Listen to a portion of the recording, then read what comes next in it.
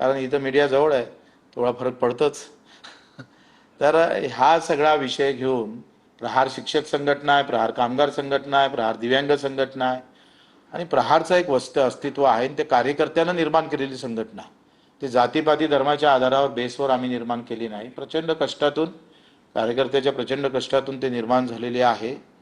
जेव्हा बातम्या वाचत होतो विलिनीकरणाच्या वगैरे, तेव्हा थोडंसं दुःख वाटत होतं की मी शिवसैनिकच होतो जुना, शिवसेनेच्या बंडखोरीतून प्रहार. बच्चू कडू एकमात्र महाराष्ट्रात असा कार्यकर्ता दिसन का शिवसेनेतून गेल्यानंतर दुसऱ्या पक्षात गेला आणि 25 वर्ष सतत लढत गेलाय. कुठल्याही पक्षाचा पाठिंबा नाही, कुठल्याही पक्षाचा नाही. पाठिंबा देतो म्हटलं तरी आम्ही घेतला नाही. इतकी तटस्थ भूमिका. म्हणजे मला मागच्या वेळेस शिंदे साहेबांना म्हणता आलं असतं का 2 सीटा आम्हाला द्या, 1 खासदारकी द्या, युती करा, पण नाही, आम्ही ते काहीच केलं नाही. काँग्रेस सोबत, शरद पवार साहेबांसोबत आम्ही बसलो, पण मला ते मान्य नव्हतं, आम्ही ते केलं नाही. अतिशय प्रामाणिकपणे आणि तत्वाला धरून ताकदीनं मुद्द्यासोबत आपण राहिलो पाहिजे.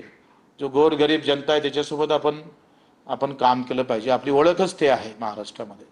का सामान्य माणसाचा भिडू कोण असन तर तो बच्चू कडू आहे, असं एक जो नारा तयार झालेला आहे तो आमच्या कष्टातून, मेहनतीतून, प्रामाणिकतेतून झालेला आहे. आणि म्हणून त्या विचारानं ही संघटना मोठी केली.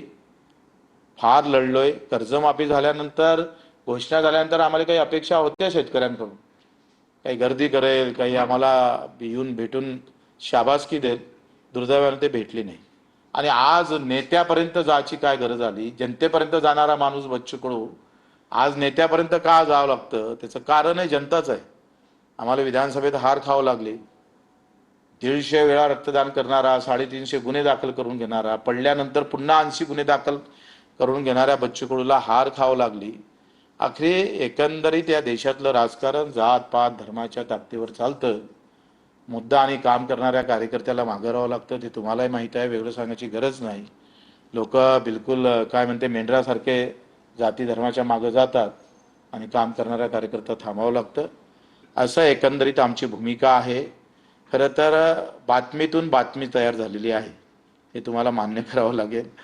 आता या सगळ्या संदर्भात मी माझी भूमिका इथं स्पष्ट केलेली आहे. तुम्हाला काही प्रश्न विचारून तर आपण विचारू शकता. प्रस्ताव मला वाटतं मला तो माध्यमातूनच समजला. एकदा वगैरे ती भेट आमची झाली होती, तेव्हा एक चर्चा आणि फोनवरून आम्ही सामंतसोबत थोडं बोलणं झालं होतं, पण त्याच्यात काही स्पष्टता नव्हती.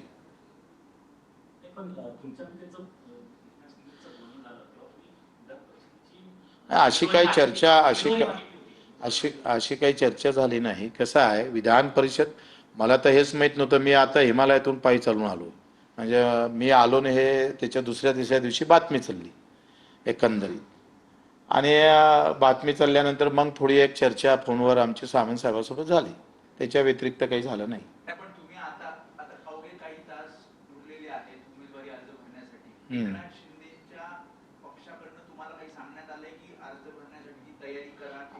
असं काही मला वाटतं अजून कुठलाही आम्हाला फोन नाही, सांगितलं गेलं नाही.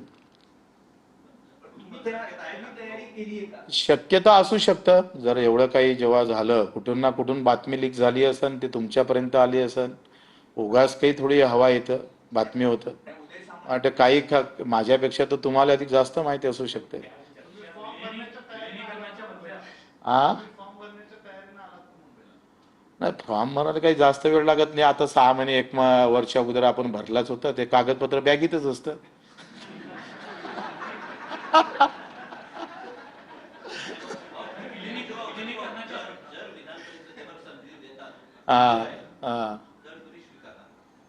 नाही, मला असं वाटतं का तो किंतु परंतुचा विषय आहे. आखरी चर्चा झाली पाहिजे. मी काय म्हटलंय का, निवड आमदार व्हायचं असतं तर मी आता तुम्हाला हो म्हटलं असतं. पण मी काय म्हटलंय का आमचे मुद्दे फार महत्वाचे आहे शेतकऱ्यांचे. आम्ही शिंदे साहेबांना आम्हाला विधान परिषद गेलं, आम्ही त्यांचे पाईक म्हणून राहू, मेहनतीनं काम करू, प्रामाणिकपणे लढू. शिवसेना किती वाढवायची आहे तोही प्रयत्न करू, तो विषय नाही आहे. त्याच्यापेक्षा महत्त्वाचा विषय आहे की आम्ही जेवढं मायबापाला मानतो तेवढंच आम्ही दिव्यांग आणि शेतकरी मजुरांना मानतो.